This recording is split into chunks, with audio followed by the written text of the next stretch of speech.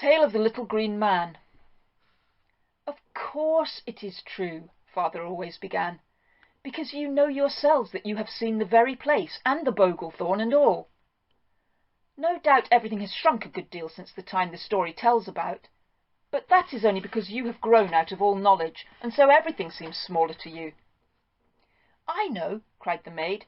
Last year, when we came back from the seaside, the Edam water looked quite small and shallow, even at the first Torres Vedras.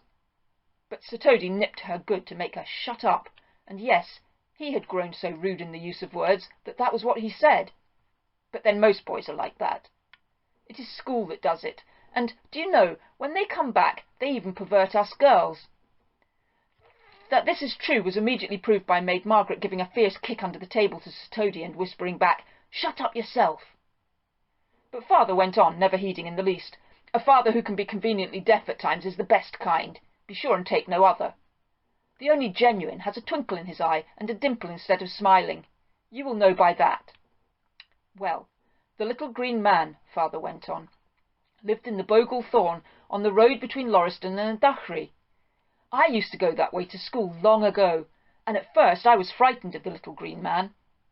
I used to climb the dyke and go right up by the Loch on the moor, where the curlers played in winter, so as not to be compelled to pass that way. But after a while I got not to mind him a bit. For you see, he was a good little man, all clad in green velvet tights, and with a broad green bonnet on his head like a peaky toadstool. Once or twice, when I caught sight of him up among the branches, he popped into his little house just as quickly as a rabbit into its hole when you say scat. And you see, when once I was sure that he was frightened of me, I used not to mind him a bit. Then, by and by, I used to sit down and swap currants and sugar, which I had found at home, for some of the nuts and lovely spicy fruits that the little green man had stored away. He had the loveliest little parlour and bedrooms all inside of the tree, everything finished neat as cabinet making, and the floor carpeted, you never saw the like. And there were little windows too, with glass in them, and shutters that shut with the bark outside, so you could never tell there was a window there at all. "And how could you see all that, father?" asked the maid, who as usual was immensely interested, not having heard it above 1,000 times before, so it stayed quite new to her. "Oh," said father, "the little green man touched a spring and let me look through the windows. Of course, I was too big to get bodily into the inside of the rooms, or run up and down the stairs. But when the little green man got married, he made a beautiful pleasure ground at the top of his house, with a clipped hedge parapet all round to keep the little green children from falling over." "Whom did he marry, father?" said the maid, though of course she knew. "Why, he married the little green woman," said father in a tone of surprise mixed with reproof. He had been asked the same question at least 100 times before, but he always answered in the same tone of grieved astonishment, which showed how clever he was. For he could not have been astonished, not really, of course. Then he went on with the story of the little green man. "The little green man," said he, "had a lot of children. There were Toppy, Leafy, Branchy, Twiggy, Flowery, Fruity, and Rooty. That made 7 in all, and as they grew up, the little green man made the playground on top of the Bogle Thorn ever so much bigger. And he built the retaining walls higher so as to keep them from falling over.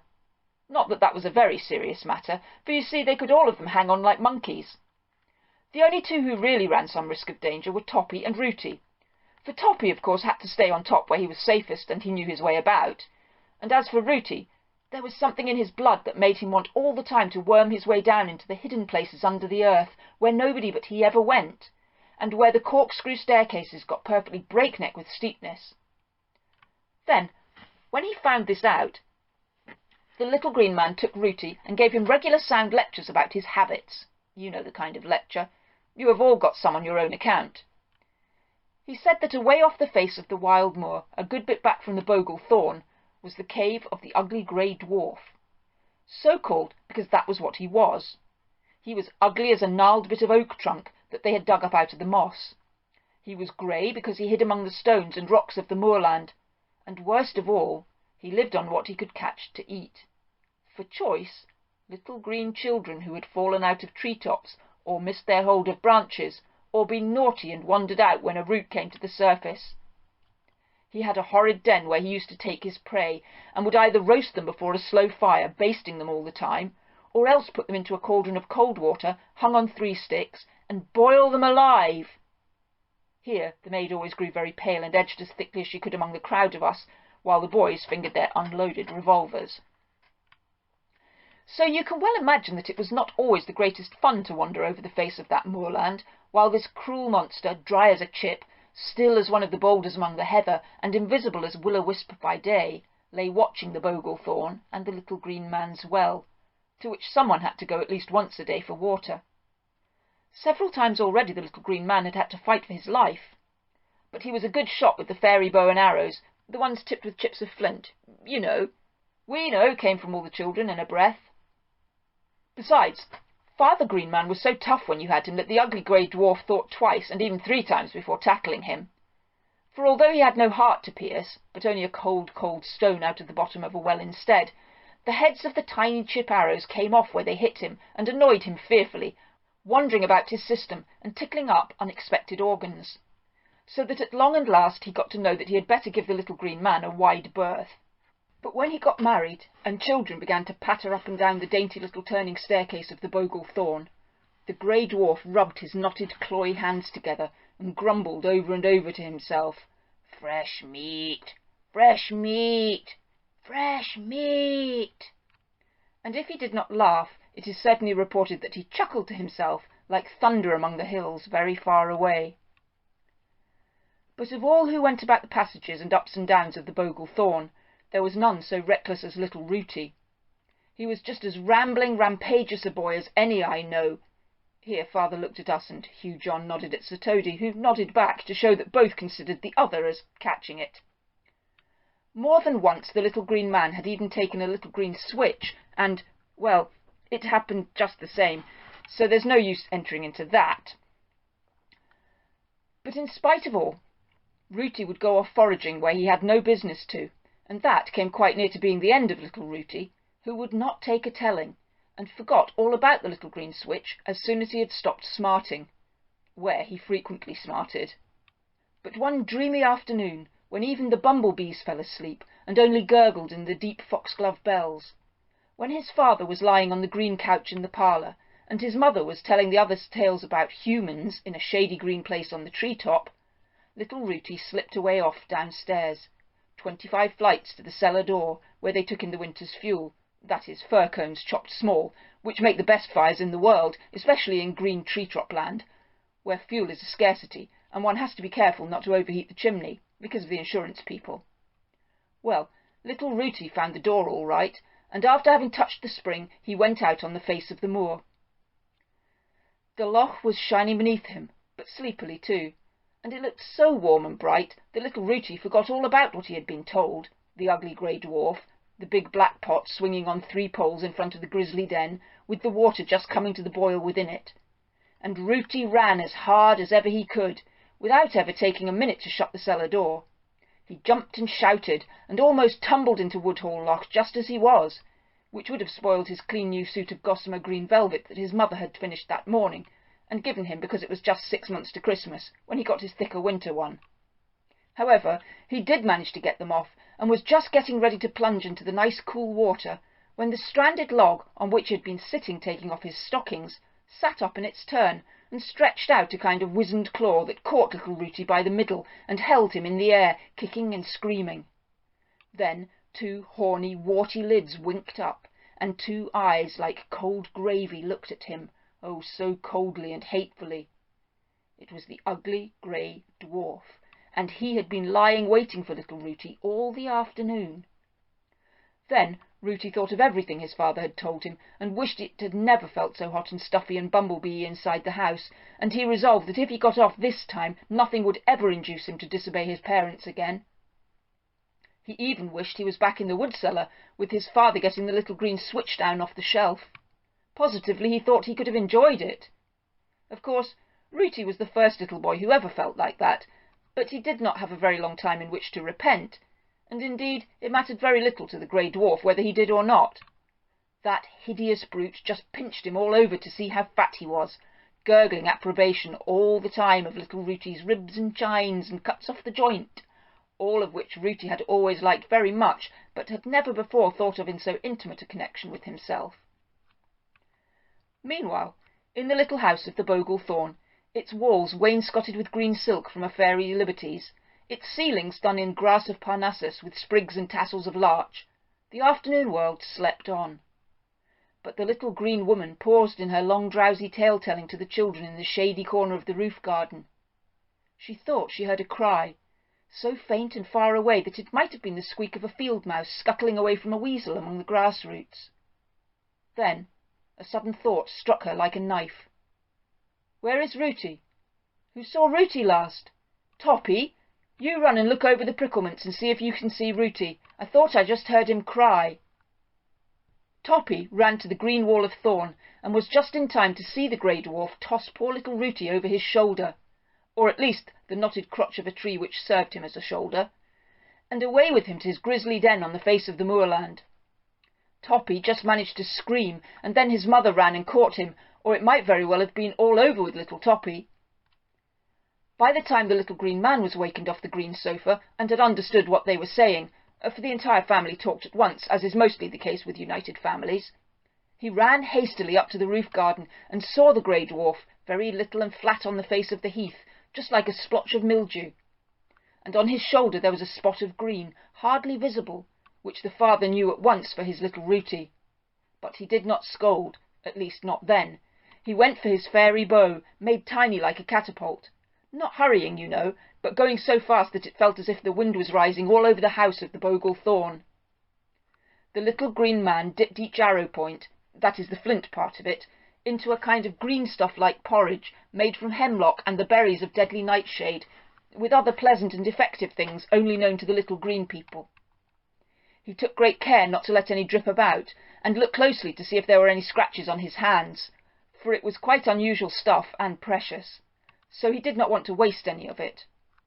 He needed it all for that mildewy spot crawling over the moorland towards the grisly cave, with the green dot on its shoulder, which was his own Rooty.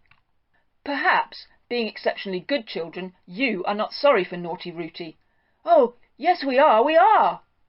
But anyway, his father was sorry for him, though all the time he was promising the best hiding he ever had in his life when he got him back safe again. "Bet he never got a whack," said Sir Toady, who is an authority on the subject. So, locking the children in and putting the key in his pocket, the little green man and his wife went away over the moorland to look for the ugly grey dwarf. The man did not want the woman to come, but she begged of him, weeping, saying that she would go human if she were left. And among the green people that is a terrible word, and a yet more terrible thing. So in the end the little green man let her come. Then she wanted to go direct to the cave, but her husband, who had had a lot of experience, showed her how impossible and foolish that was, for the grey dwarf would just lie down behind a big boulder and wait for them. Then he would stun them with a log or strangle them with his long twisty fingers as they went by. So instead they went all the way round by John Knox's pulpit and the Fold's Firs, that they might turn the flank of the enemy, and so come at his cave by a way he would never expect. It was a narrow cleft between two rocks up which they had to come, the little green man and his woman. They crawled and crawled, noiseless as earthworms on a ploughed field. All the while the eyes of the little green man shot out small sparkles of fire, though the lids of them were closed so that they showed like slits in a drying plaster wall. After a long climb they looked over a ridge of many boulders and much heather, the little green man and his woman close behind him. And at the sight they saw there, the woman would have screamed out and run forward, for she was a real woman, you see, though little and green. Only her husband was prepared for her, knowing, after so many years, exactly what she would do. So he first put the palm of his hand across her mouth to keep in the scream, and next gave her the pouch of arrowheads to hold. Then, with a pair of tweezers made of bent wood, he lifted the little poisoned flakelets of flint, and dropped each into a split in the arrowhead. Then his wife deftly bound each of them about with green cord, for that was her part of the business. She forgot about screaming when she had anything to do. Then the little green man peered cautiously from behind a rock, first giving his wife a good push with his foot as a warning, but of course, you know, kindly. He found himself looking down into a dell, surrounded by many high granite rocks, which made access difficult to the grisly cave. The dwarf was busy about the great black iron pot in which he was getting ready to boil little Rooty.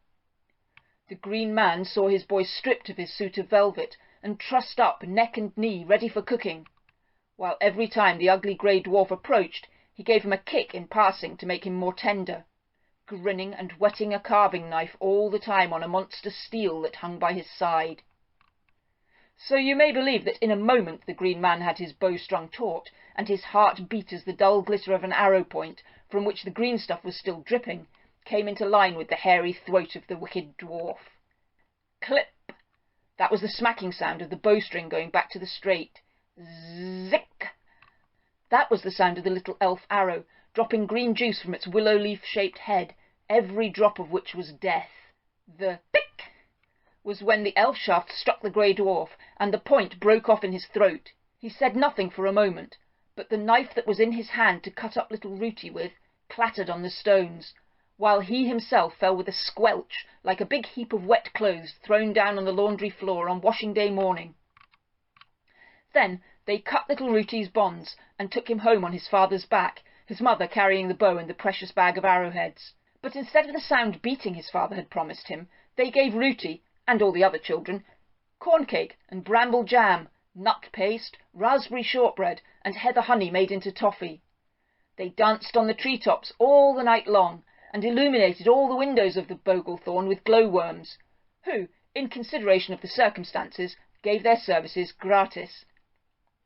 As for the grey dwarf, they never bothered any more about him, and I dare say if you care to go up by the grisly cave at the end of Deep Doom's Wood on the right, as you turn to the falls of Drumbledown Dreary, you may find his bones unto this day. That is the end of the story of the little Green Man, as father told it for 15 years, anyway.